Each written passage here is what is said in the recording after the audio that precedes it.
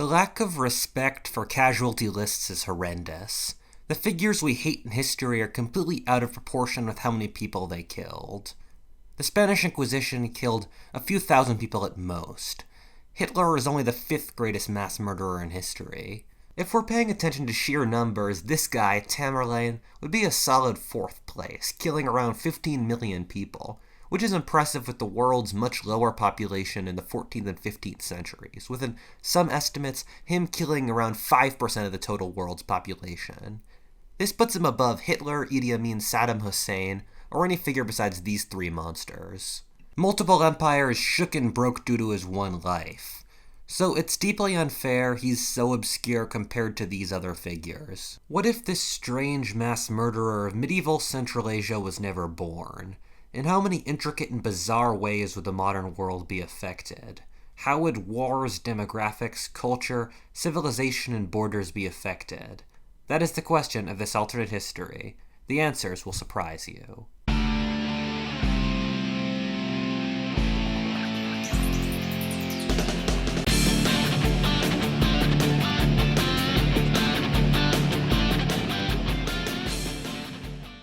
Before we start, this video is a collaboration with Islamic history channel Muqahddimah. We're both making videos at the life of Tamerlane, and so if you want to know more about Tamerlane's actual incredible historic life, watch his video on the subject.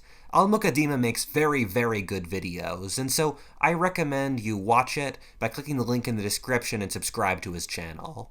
So, before we get started, Tamerlane is known by many different names, with the appropriate one being Timur and his nickname being Tamerlane, or Timur the Lame, due to an injury he incurred as a youth that made him lame.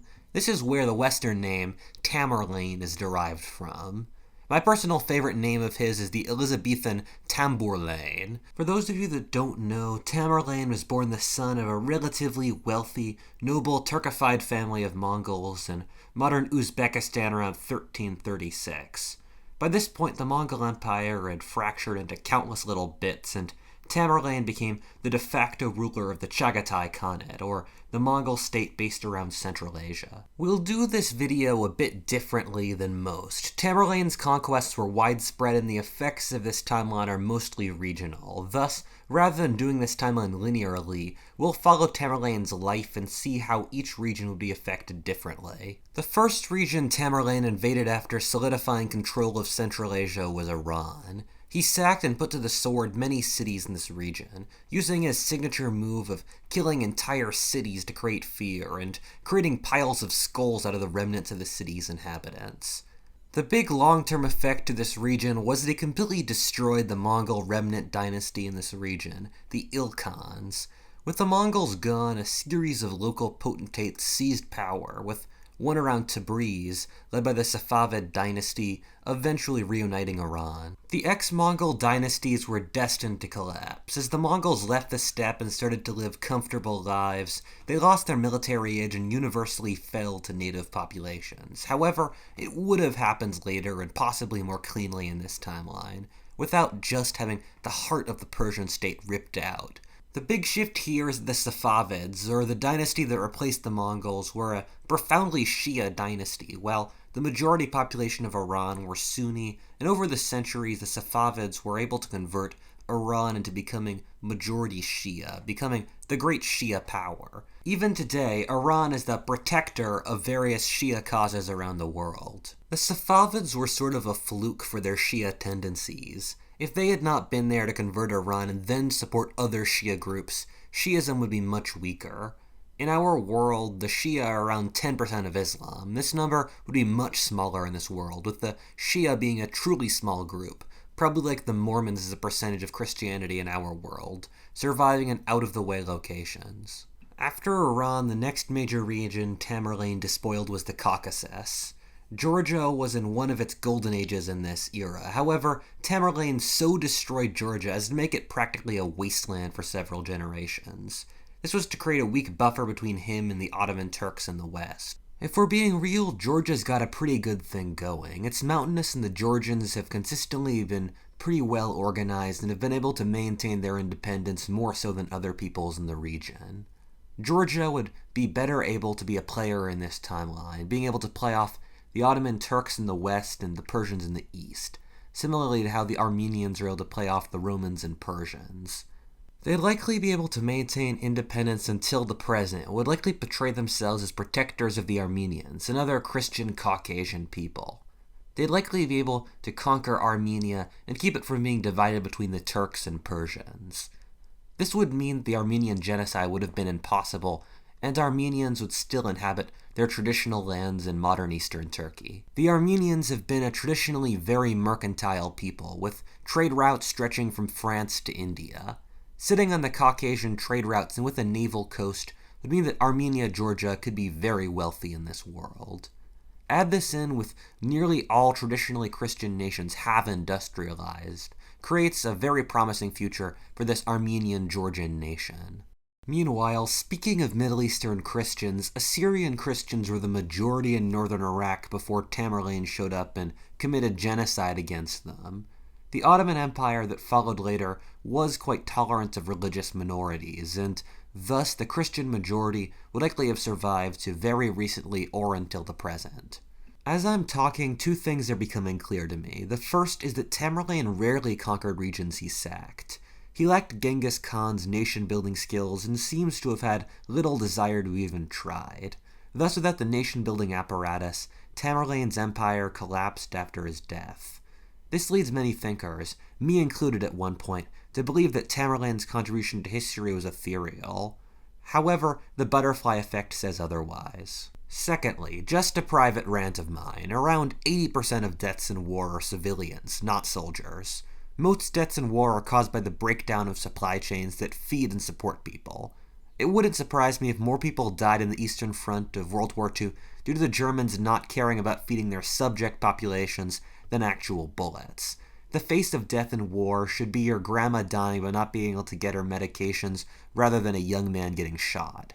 In many ways, the army is the safest place to be in most wars since the state will feed you and support your medical bills. The only way I can understand the death rates Tamerlane caused are if he was destroying the irrigation canals in this region. Again, I've never read this directly, but this part of the world is heavily dependent on irrigation canals, and you could easily kill millions by disrupting them.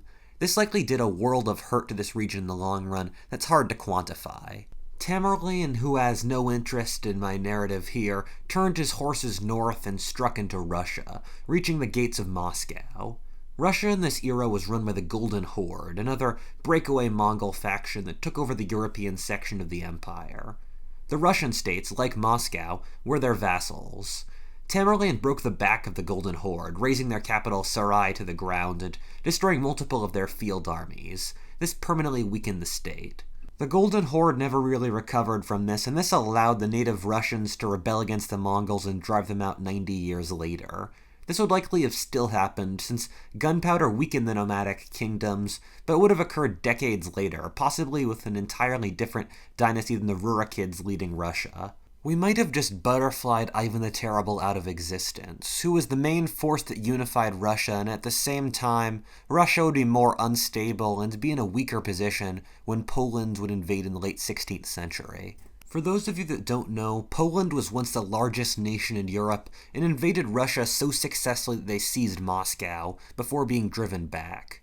If Russia was in a weaker state, they could have parceled it apart and seized it. The frontier is very interesting and it perpetuates either absolutism and slavery or freedom and democracy. On the slavery side, we've seen Russian serfdom, African American slavery, and the encomiendas of Spanish America. On the freedom side, we've seen American democracy, the Paulistas or the Cossacks. Russia is a society where slavery and autocracy won out, and America is one where freedom generally did. This was not preordained. If Russia had not had a centralized government, the freewheeling Cossack forces would have won out. That happens in this timeline. Poland-Lithuania was a highly constrictive state, where the serfs were treated like cattle. This created the Cossacks, who were peasants fleeing this and sort of becoming libertarian steppe pirates. Poland wouldn't be able to maintain control far outside Moscow due to sheer distance. However, we would see Russian Slavs fleeing east to escape Polish serfdom. They would form a libertarian, possibly democratic Russia in the Russian east of Moscow.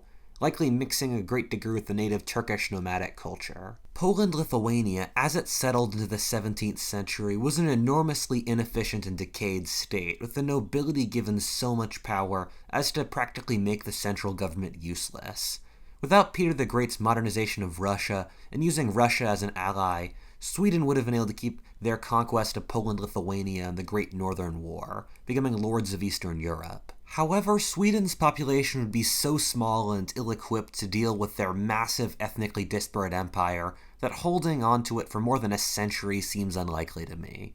I'm guessing either a native revolt would drive them out, the Cossacks would drive them out of the Russian portion of their empire, or the Napoleonic French or some similar Western power would drive them off the continent. West of Tamerlane's main conquests in the Near East was the Ottoman Empire. The Ottomans were doing really well before Tamerlane. They were one of the great powers of the world, controlling most of the Balkans and Anatolia. They were about to seize Constantinople 50 years before they did in our world, but then Tamerlane showed up and completely ravaged them, locking their sultan in a cage and forcing his wife to serve him naked. If this never occurred, they would have expanded their empire 50 years earlier. They would have seized Constantinople earlier and have had more time to expand their empire before corrupt harem politics would rot the empire from inside and the Western Europeans would develop a sizable technological advantage over them. This would certainly mean that the Ottomans would seize more of Central Europe, likely seizing Vienna in the early 16th century before it was really important. The Turks wouldn't expand any further than Vienna or Austria. This is because the Turkish military operations were based out of Constantinople, and Vienna was as far away from Constantinople as they could get while still maintaining their summer campaign season. This would drive the Habsburgs out of Central Europe, which has so many effects it's difficult to describe them all.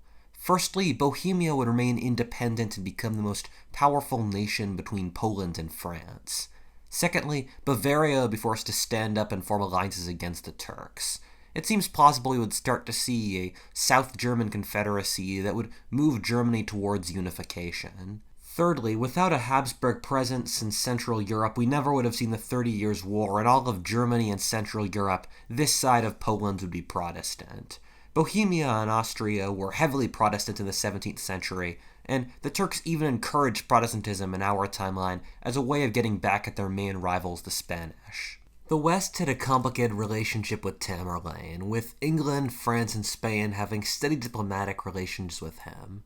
Firstly, they really liked that he was destroying the Turkish Empire. However, they knew he really wasn't a good guy. Having such a horrifying figure win and succeed on such a level led to a profound shift in Western writing. In the Middle Ages, it was taboo to write plays about anything except morality, and good always had to be demonstrated to be superior. This all changed with Christopher Marlowe's play in Tamerlane the Great, in which Tamerlane commits all these atrocities, kills all the good guys, and ends up being more powerful and important than ever. This was a smash hit and the first blockbuster theater hit. This was what inspired William Shakespeare to make his highly morally complex plays. In this timeline, we're getting rid of Shakespeare. I'm not a literary historian, but I'm guessing that changes some things. Now we have to make an enormous jump to the other side of the world, as Tamerlane's conquests continue. Tamerlane drove into India, a fabulously wealthy region, and looted Delhi, one of the greatest cities in the world. He crippled the Delhi Sultanate, the rulers of northern India, and a Turkic dynasty of slave extraction. This resulted in a hemorrhaging of the empire, with all the non-Heartland provinces breaking off. You could argue over whether or not that was important. However, one undeniably important effect to India was that the future Mughal dynasty, one of the most important in Indian history, were direct descendants of Tamerlane. Thus, without Tamerlane, there is absolutely no way the Mughal dynasty that ruled much of India from 1500 till 1700 would still exist. It's very difficult to say what India would be like without the Mughal dynasty. In general, the North Indian Gangetic Plain has always been controlled by a nomadic horse people from Afghanistan or Central Asia.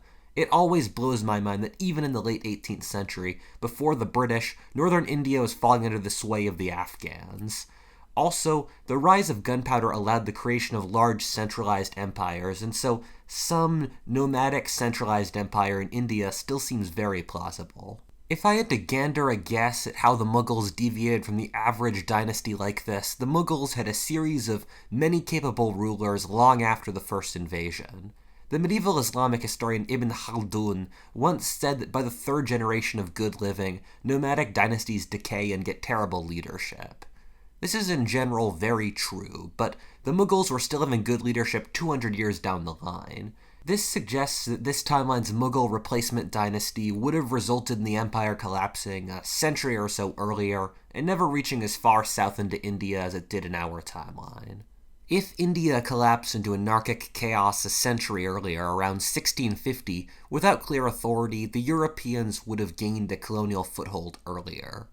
The Europeans had had a clear military advantage over the Indians for hundreds of years, but what kept European power weak until the 18th century was the enormous Mughal Empire, which could mobilize armies in the hundreds of thousands and swamp the Europeans. However, with this force gone, the primary European naval power of this era, the Dutch, would have started to colonize the western coast of India. India was fabulously wealthy, at least by certain metrics.